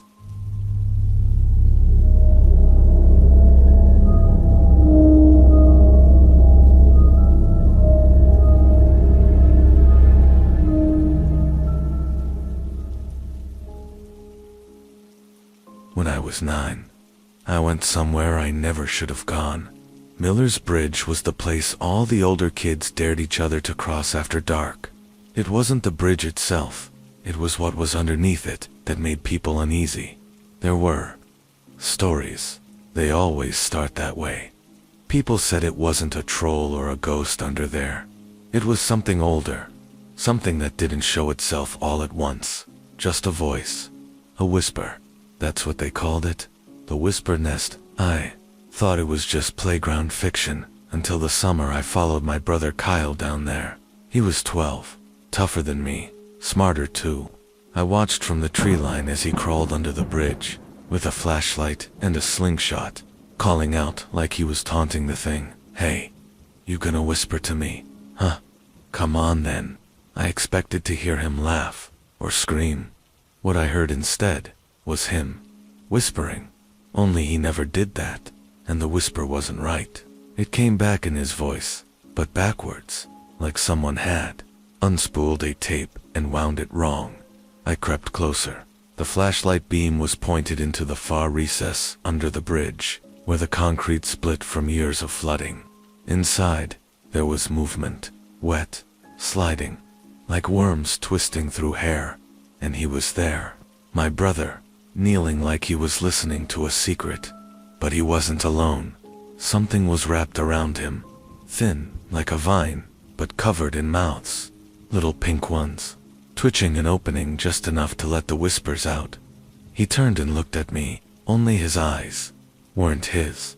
They were too big, black, dilated like he'd seen God, or hell, or both. And he smiled, this slow, eerie grin, and said, "They just want to talk." I ran. He never came home. They found his shoes by the creek, said he drowned, but they never pulled a body. I started sleepwalking after that. My parents would find me on the porch, barefoot, whispering in Kyle's voice. It's been 17 years. I've moved twice, married, had a kid, but sometimes at night, when everything's quiet, I hear a whisper coming from the baby monitor. Not words, just Kyle's tone, his rhythm, like he's leaning in, just past the edge of silence. And I know if I go under the bridge again, I'll find him, still kneeling, still listening.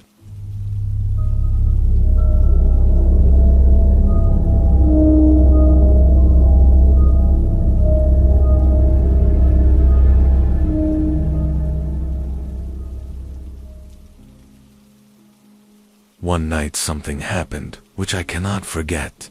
I was driving home from a graveyard shift at the bottling plant, cutting through a place locals call Cold Spring Hollow. It's a winding back road in the Appalachians, no lights, no cell service, and thick pine on both sides, like curtains trying to close. That night, just past 2 a.m., I hit something, not hard, but enough to jolt me. When I got out, there was no blood, no fur, just a dent in the bumper and long scratches in the paint. 5 of them, wide apart, like fingers. I heard panting behind me. That's when I saw it. Standing in the ditch, under the moonlight, a dog, or something dog-shaped, huge, mangy. Its limbs were too thin, bones pressing through the hide. But it wasn't the size that made me back up. It was the eyes. They were glass, not just reflective, actual glass, like marbles pressed into its skull, cold, hollow, wrong. Then it smiled, its lips peeled back, exposing not teeth, but nails, rusted, bent nails, jammed into the gums like fangs. It didn't growl, it didn't bark, it laughed. I swear to God, it laughed, rasping and dry, like wood splitting. I jumped in the car and hit the gas. Didn't stop until I reached the gas station, 20 miles out. When I got home, I checked the dash cam. Nothing. No collision. No dog. Just a flicker in the footage around 2:06 a.m. The audio picked up something, though, soft and garbled at first. But when I played it backward, it was clearer. You see me now. That week, my neighbor's dog vanished. Then 2 more from the next town over. Then a kid, just gone. Every time, I'd find scratches on my car, on my door. 5 long marks. One night, I woke up to my own dog barking violently at the door. When I opened it, there was nothing, except for paw prints. But they were burned into the wood. I left town after that, but wherever I go, it follows. Always around 2:06 a.m. Sometimes I hear it panting in the hallway. Sometimes I find fur, thin, gray, like a coyote's. But it's the eyes I dream about, because in the dark, glass eyes don't blink, they just wait.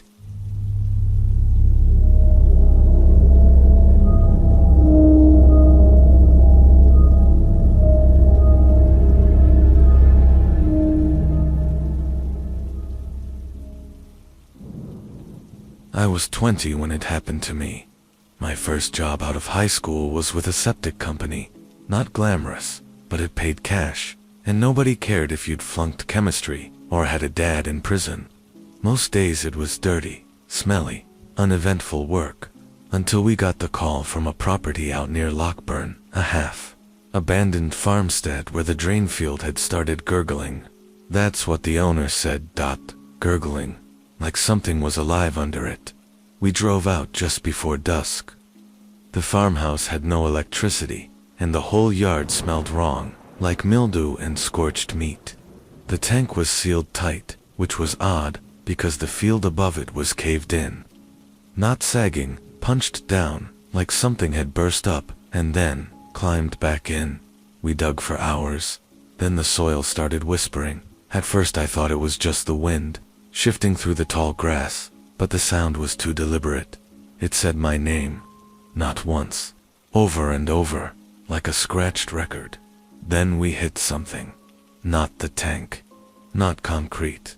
It was soft, dry, brittle, like baked skin. My partner thought it was a tree root. He reached in with a gloved hand, grabbed it, and it grabbed back. I'll never forget the sound he made. Not a scream, not a yell. Just this sharp inhale, like the air had turned to ice in his throat. I pulled him out by the belt. His glove was gone. So was his hand, but there was no blood. Just a black imprint along the wrist, like it had been flash burned. We tried to run, but the field started collapsing behind us, pulling in like a sinkhole. Something pale rose up from the hole, long, humanoid, but dry, cracked, like it was made of old wallpaper and ash. It had no mouth, just long fingers that stretched out ahead of it, twitching, tasting the air. It didn't move fast. It didn't have to. When we got back to the truck, it was parked on its side. We fled on foot. I didn't stop running until I saw highway lights. They found my partner 2 days later, floating in a ditch. His entire body was dry, desiccated, like a mummy left in the sun, and burned into his chest, in a ring of scorched skin, was a shape I still dream about, a spiral, with fingers drawn outward. The company went under after that. They buried the story, said it was heat stroke and drug use, but I know better. The drain field gurgled because it was full, and something had been living inside it for a very long time.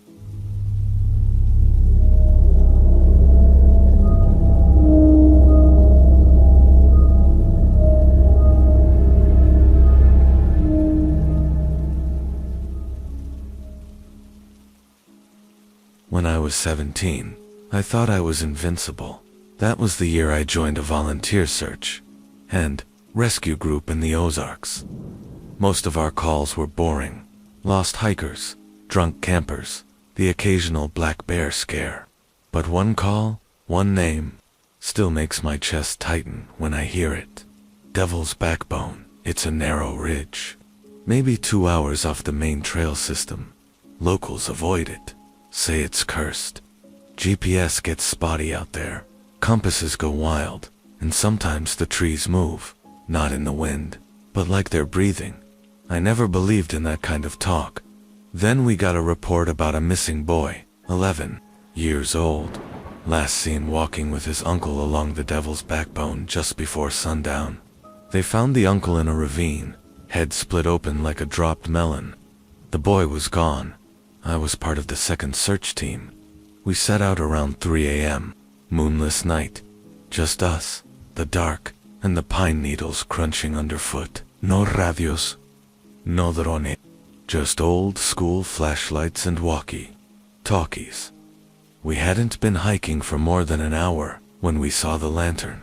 Not a flashlight, not a headlamp. A real old-fashioned glass lantern, swaying side to side ahead of us, deeper into the woods. We called out. No response. We thought it might be the boy. Maybe he'd found an old light source in a shelter or something. So we followed it. The weird thing was, no matter how fast we walked, we couldn't catch up. It always stayed the same distance ahead, never flickering, never wavering, just floating. Then the fog rolled in, thick ground, clinging, too cold for summer. Our compasses spun, our walkies died, and the lantern stopped. I saw someone holding it then, just barely. A tall figure, wrapped in what looked like animal pelts, standing with his back to us. The light flickered against the trees, casting shadows that didn't make sense. Long limbs, twisting fingers, a head to round, like a lantern itself. I took one step closer, and then it turned. Its face was glass, a lantern, glowing from inside, but there was something trapped inside the light, like a mouth, screaming, eyes wide, like someone burning behind the flame. A boy's face. Then the light went out. Next thing I remember, it was morning. The others found me 3 miles from where I'd started, collapsed near the riverbed. I had burns on my arms I couldn't explain. I still have them. They never found the boy. They never looked past Devil's Backbone again. Sometimes in my dreams, I see a light in the trees, swaying, waiting, and in the flame, he's still screaming.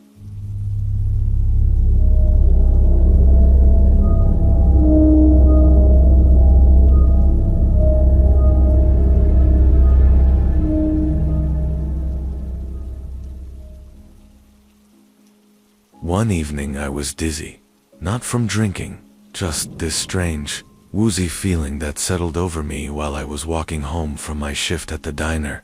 I'd taken a shortcut through the woods behind Graver's Pond, a place locals warned kids about but never explained why. I wasn't a kid anymore.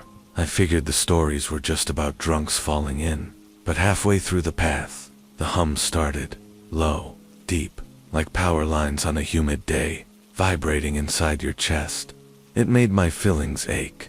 I stopped walking and looked around, and that's when I realized the woods were completely silent. No frogs, no crickets, not even the wind, just that low hum, vibrating through the leaves, the ground, the bones in my arms. That's when I saw it standing at the edge of the water. It looked like a man, sort of. From behind, it was wearing clothes, old, fashioned, torn and muddy, like something out of a Civil War photo. But the proportions were wrong. Shoulders too narrow, legs too long, head tilted just a little too far to the left. Then it turned. There was no face, just smooth, blank flesh where features should be, like skin stretched tight over a balloon. And from inside that head came the humming, not from its throat or mouth, just inside it, like a speaker muffled by wet cloth. It raised a hand, not to wave, not to beckon, to point at me. I couldn't move. My limbs felt like they belonged to someone else. The hum got louder, deeper, like it was pulling something out of me. Then it blinked, not the way a face blinks. The whole body blinked, flickered like bad film. And suddenly it was 10 feet closer. I ran. My legs worked again the moment I turned away, like the sound had lost its grip. I didn't stop until I hit pavement, almost getting hit by a logging truck on the main road. I told myself it was a hallucination, low blood sugar, lack of sleep. But the next night, I woke up to humming in my walls and in the mirror. For a fraction of a second, I didn't see my face. I saw smooth skin, a head tilted, slightly left out listening, still humming.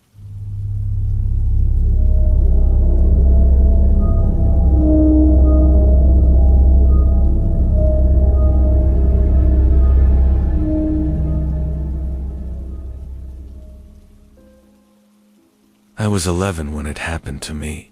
That summer, my cousin Nate and I stayed with our grandfather in southern Ohio, in a patch of land surrounded by woods so thick they swallowed the horizon. The town was called Indian Hollow, though it wasn't really a town, just a gas station, a church, and 5 houses that hadn't been painted since the Reagan era. Grandpa warned us not to go past the barbed wire fence at the edge of his property. Not because of animals, he said, but because of what used to be a man. We thought he was just trying to scare us. He WASN single quotes to one afternoon. We went looking for arrowheads in the dry creek bed behind the woods. Nate found a strange bundle buried in the mud. It looked like leather, folded tight and tied with an old shoelace. When he unwrapped it, we both recoiled. It was a patch of skin, old, hardened, human. It had a faded tattoo, an anchor with a name underneath, Milo. We should have buried it right then. Instead, Nate stuffed it in his backpack. That night we heard footsteps around the house, heavy dragging ones. Grandpa grabbed his shotgun and went out onto the porch, yelling into the dark. Whatever was out there didn't run. It stood at the tree line, tall, bare. Its skin looked stitched together. Patches of different shades and textures, like someone had sewn a person from scraps. The face was the worst part.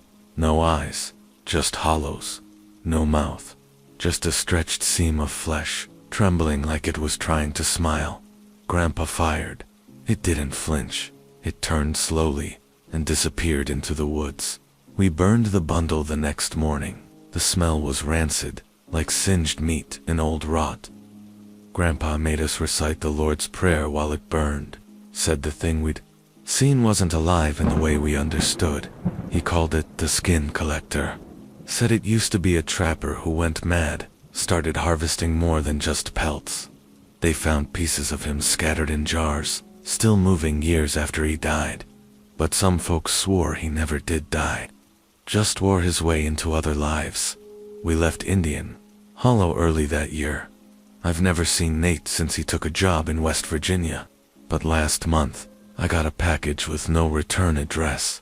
Inside was a scrap of skin, tough, wrinkled, and a photo of Nate. His back was bare, and across it was a new tattoo, Milo.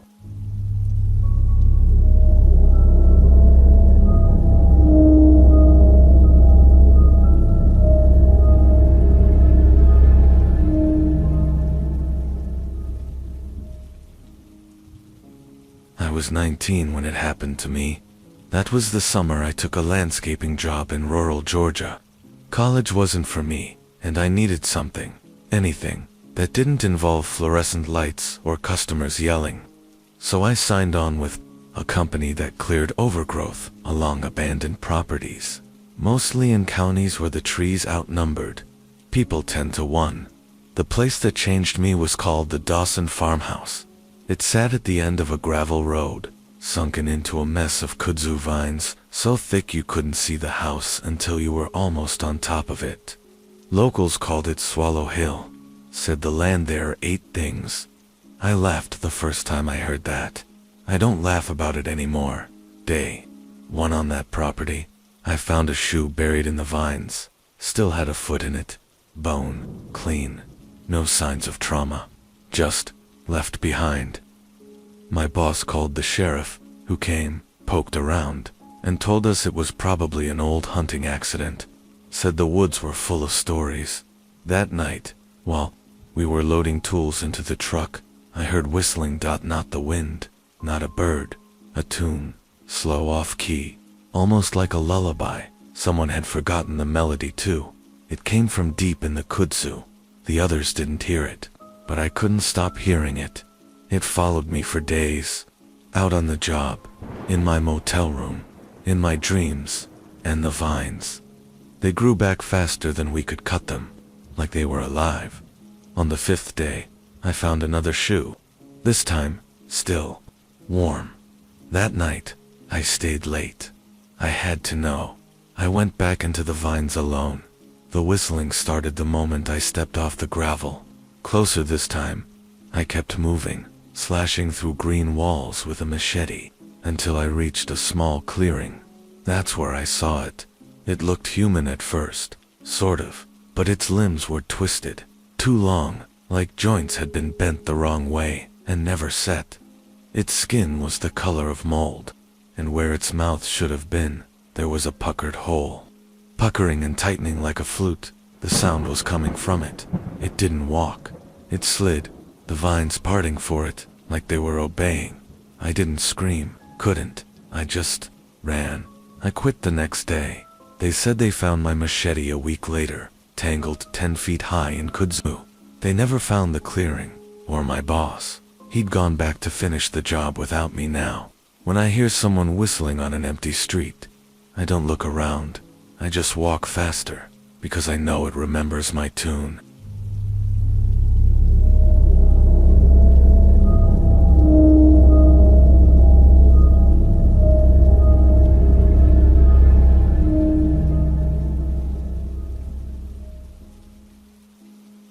One night something happened which I cannot forget.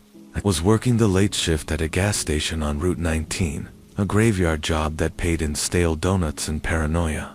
Out there, near Mill Creek, there wasn't much traffic after midnight, just long stretches of silence interrupted by the occasional trucker or local passing through. People said weird things happened in that part of Pennsylvania, but I'd always chalked it up to backwoods gossip. Then came the night of the rain. It came down in sheets, heavy enough to drown the radio static. The lights flickered. The cameras went out. I figured it was just the storm, until the bell above the door rang. No one came in. I waited, hand hovering near the panic button. Then the motion sensor lights outside flicked on. Something was out there, standing just past the gas pumps. Tall, too tall. Not like NBA. Tall, unnatural. Its limbs looked stretched, like rubber pulled just before snapping. And its eyes, or the holes, where eyes should have been, perfectly round and black, like someone had scooped them out with a spoon. It didn't move, didn't blink, just stood there watching. I tried calling the police, but the line was dead. I grabbed the baseball bat we kept under the counter and stepped outside, figuring it was some tweaked out drifter, or maybe a trick of the shadows. Wasn't it moved as I approached, not by walking, but sliding, like the rain itself was pulling it closer. No footfalls, no sound, just the slick, whispery glide of something that didn't belong above ground. I bolted back inside, locked the doors, killed the lights, and hid behind the coolers. Then I heard tapping. It wasn't on the door, it was on the roof. I held my breath and listened. Tap, drag, like it was crawling, looking for a way in. I don't remember falling asleep. I just remember waking up at dawn, freezing cold, the rain gone, and everything normal, everything but the roof. I climbed up to see what had made the sound. There were footprints, bare, wide, and too long, stamped into the metal, and near the edge, a single handprint. 4 fingers, no thumb.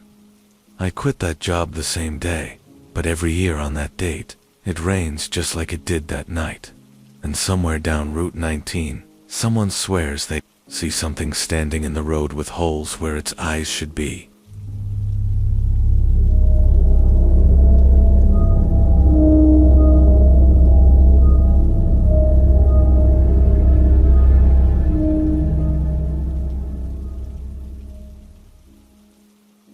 I was 15 when it happened to me. My best friend, Joey, and I had a tradition every summer. We'd sneak out after dark and explore the dead places around town. Abandoned barns, shuttered factories, storm drains that hadn't seen light in years. We called ourselves ghost spelunkers, though mostly it was just a way to feel brave in a place where nothing exciting ever happened. Until we found Widow's Bridge. It was a rusting metal span over a dry riverbed on the edge of Ridgefield County. People said it hadn't been used since the 60s, when a flood washed out the road leading to it. The forest had grown thick around it, reclaiming everything. We'd heard the stories, kids gone missing, strange bones found near the rocks below, whispers of something that feeds when the ground cracks. Joey dared me to go under it at midnight. He always went a little further than I did. That night was no different. We brought flashlights and our dad's old Polaroids. Just past midnight, we reached the bridge. Everything was silent. No crickets, no wind, just a strange buzzing in my ears, like pressure building behind my skull. Joey went first, ducking beneath the iron beams. I followed reluctantly. Then we heard it got clicking, not like an insect. Bigger, deeper, like hundreds of teeth tapping together. We swung our lights around, expecting maybe a raccoon or a deer. What we saw wasn't right. It was clinging to the underside of the bridge. Long spidery limbs curled around the beams, a swollen body that pulsed as though it were breathing. Its face, or what passed for one, was nothing but a circular mouth, lined with jagged, glistening teeth. No eyes, no ears. Just those clicking jaws. It dropped down, silent as mist. Joey ran. I followed, but he was faster. I heard him scream once, then nothing. When I turned back, he was gone. No blood, no body. Just the Polaroid camera, still clicking in the dirt, taking flash after flash of empty blackness. When I got home, my parents thought we had a fight, and he ran off. Cops searched for days, but Widow's Bridge wasn't on any current map. They never even found the turnoff. Sometimes at night, I still hear the clicking. It comes from under my bed, or behind the walls. But it never comes all the way through. Not yet.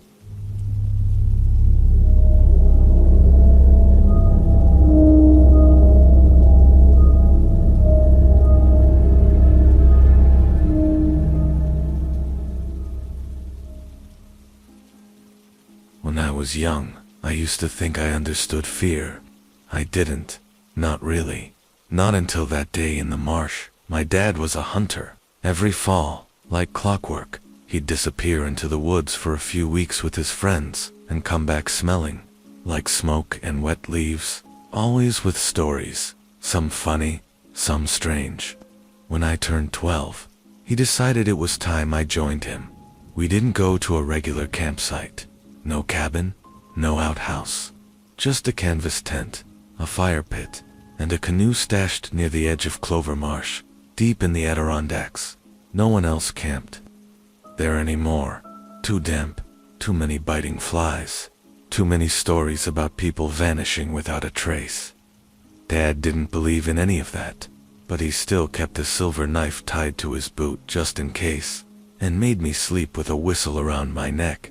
If you see something that doesn't belong, he said, blow it, no matter what. The first 2 days were quiet. We fished, we tracked, we laughed. But the third day, something changed.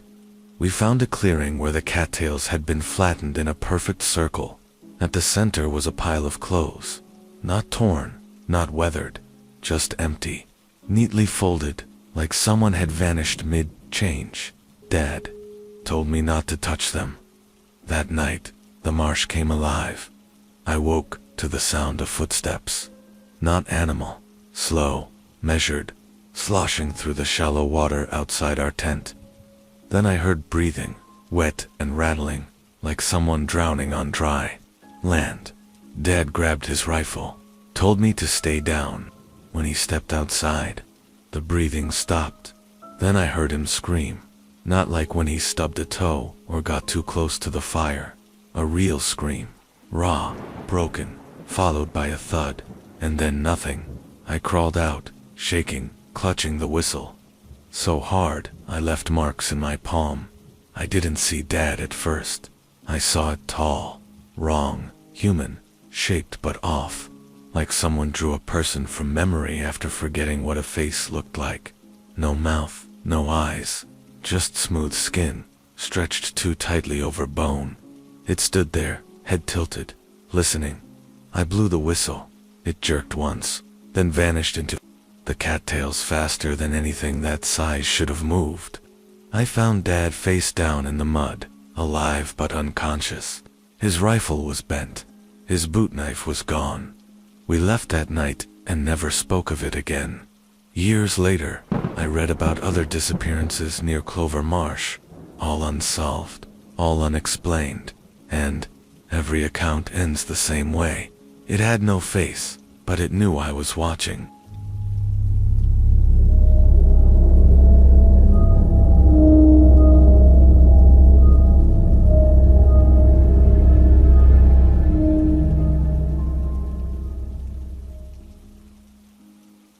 One night something happened which I cannot forget. It was during the fall of my senior year in high school. My best friend Caleb and I had taken up the habit of night hiking. It started as a way to blow off steam, small town boredom, teenage ego, the thrill of feeling like you were somewhere you shouldn't be. There was an old service trail that ran behind the Blackwater Wildlife Reserve, mostly overgrown and long since removed from official maps. Locals called it Blackwater Trail, but no one used it. People said it was cursed, that strange things walked along it after dark. Caleb loved that kind of talk, said it gave the woods character. That night, the plan was simple. Walk in, find the old fire tower, smoke a joint, and head back before midnight. The moon was full. We didn't even need our flashlights at first. Just followed the worn trail beneath the trees, listening to the quiet, the kind you only get miles from anywhere. Then we saw the lantern. It wasn't electric. This was flame, flickering orange, swaying slightly, maybe 200 feet up the trail. Caleb thought it was another hiker. I didn't think anyone else would be that deep in the woods without gear, but he waved at it anyway. The lantern stopped moving. It stood still for a long moment. Then it lowered itself, slowly, until it was just a few feet off the ground, and began to move again, toward us. That's when we noticed there was no one holding it. No hand, no figure. Just the light, swaying unnaturally from side to side, casting long shadows that didn't match our surroundings. The temperature dropped. My breath, fogged. We turned and ran. Behind us, we could hear the rustling of brush, fast, frantic. And that light, it never flickered, never bounced. It followed, steady and slow, as if it knew we couldn't outrun it. Forever. We made it back to the car, barely speaking on the drive home. Caleb tried to laugh it off, said it must have been swamp gas or an illusion. But that night, he texted me just 3 words. It's outside. He didn't come to school. The next day, the police found his car abandoned at the edge of the reserve. No sign of struggle, no footprints, just his phone on the front seat with the flashlight still on, and a smear of ash across the windshield that looked like a lantern flame. I've never gone back, but sometimes, when the nights are clear and the wind is right, I see a light moving out there on the ridgeline, alone, searching. And it always stops when I look.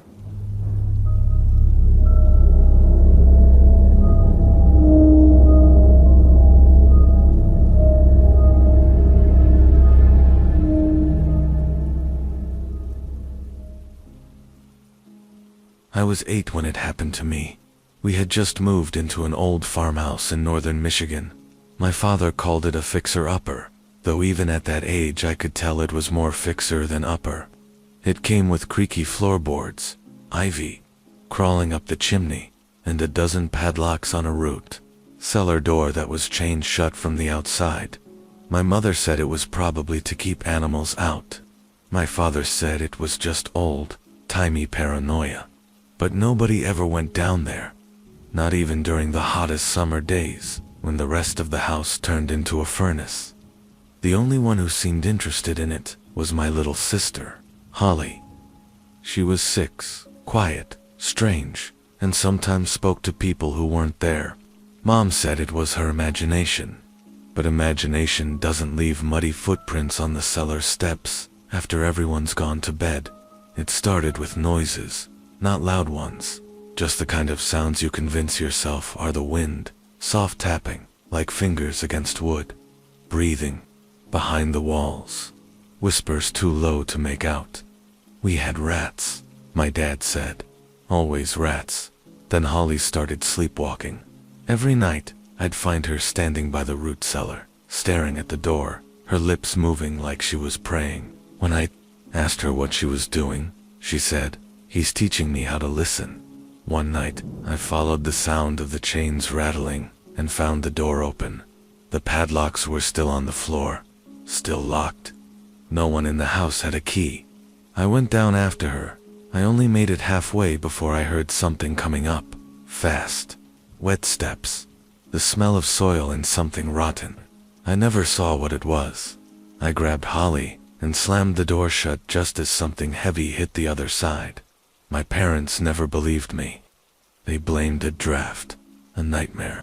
But they couldn't explain the scratches that appeared across the inside of the door the next morning. Long, deep gouges like someone dragging a rake across old wood. Holly still doesn't remember what happened, but every now and then, I hear her talking in her sleep, and she always speaks downward.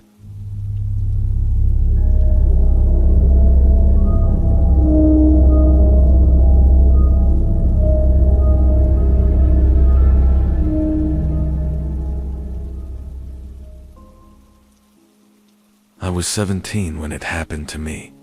That was the summer my mom sent me to stay with my Uncle Dave in West Virginia after I got caught breaking into a school gym. She said I needed structure and a change of scenery, but what I got instead was a house miles from anything resembling civilization, perched near the edge of a valley known as Shale Ridge. The place was all hills and silence, number cell service, no Wi-Fi. Just the sound of cicadas and the occasional distant gunshot from someone target shooting down the holler. Uncle Dave was okay. A quiet man, lived alone, kept to a strict routine. He only gave me one rule: don't go near the North Woods. Not ever. Not even during the day. I thought it was a joke at first. The kind of local lore adults make up to keep kids from getting lost. But he didn't say it with a wink. He said, it like a warning. Naturally, I broke that rule within a week. It was curiosity, boredom, and a strange feeling I couldn't explain, like something in those trees was waiting. The deeper I went, the quieter it got. Birds stopped singing. Wind died down. Even the insects disappeared. Then I found them, the bones arranged in spirals on the forest floor. Tiny ones at first, squirrels, birds, raccoons, then larger, deer, coyote, something that might have been a bear. Each one stripped clean, polished, and placed with surgical precision. And above it all, nailed to a tree with rusted railroad spikes, was a sign carved in crooked letters. He takes what he is owed. I turned to leave, but I wasn't alone anymore. Something moved in the brush. Tall, thin, not animal, not quite man either. I didn't wait to see it clearly. I ran until my lungs gave out. I told my uncle. He didn't act surprised. He just poured 2 fingers of whiskey, slid one to me, and said, "Now you understand why I keep the deadbolt on both sides of the door."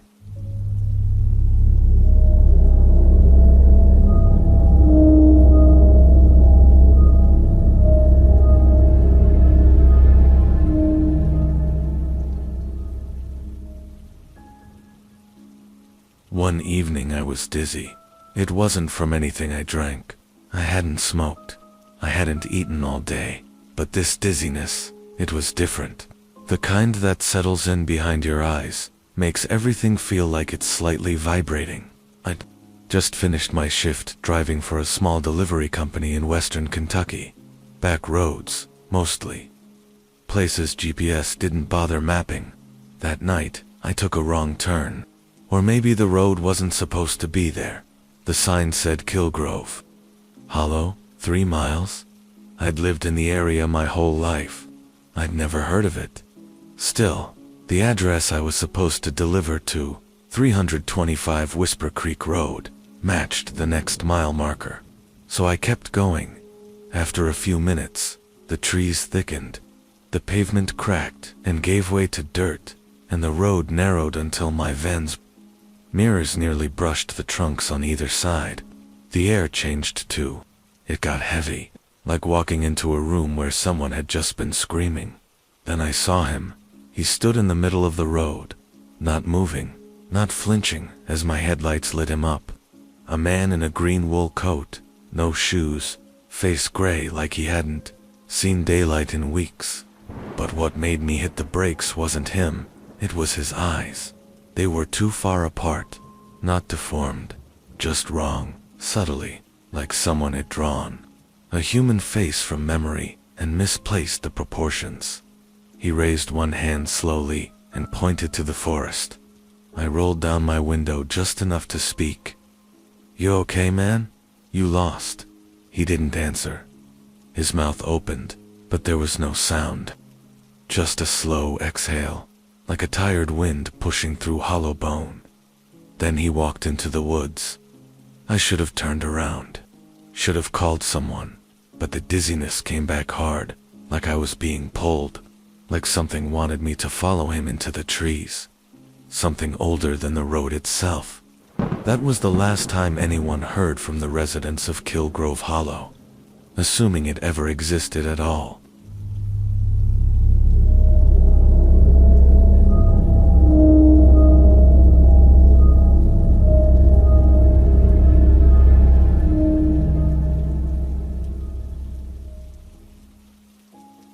When I was young, I used to think monsters stayed in the dark. I was wrong. I was 13 the summer my cousin Nathan disappeared. My family used to spend the whole month of July at my grandfather's cabin in northeastern Pennsylvania.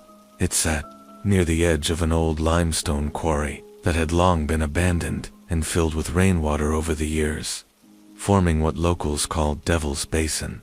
They said it went deeper than any diver had ever measured, and that there were tunnels beneath it, natural caverns carved into the earth, too tight and too flooded for anyone to properly explore. We weren't supposed to go near it, of course. My grandfather had nailed up warning signs: danger, unstable ground, do not enter. and even one that just said turn back. But that made it more tempting. Nathan was 2 years older than me, and fearless in all the ways I wasn't. He said the signs were just to scare off teenagers and liability lawyers.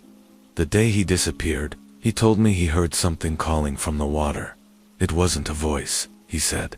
It was more like a thought, but loud, like it screamed inside my head. I didn't believe him. I thought he was trying to mess with me. He always liked to tell stories, make things up. But that night, I heard it too. It was almost midnight when I woke up to a sound I can still hear in my nightmares. A scream, long, hollow, and wet, like someone drowning while trying to howl. It didn't come from the woods or the wind. It came from beneath us. The next morning, Nathan was gone. His shoes were still by the back door. No one saw him leave. The only clue was a trail of water from the cabin steps down toward Devil's Basin, and a set of muddy, claw-shaped prints leading out of the lake. But no prints ever came back.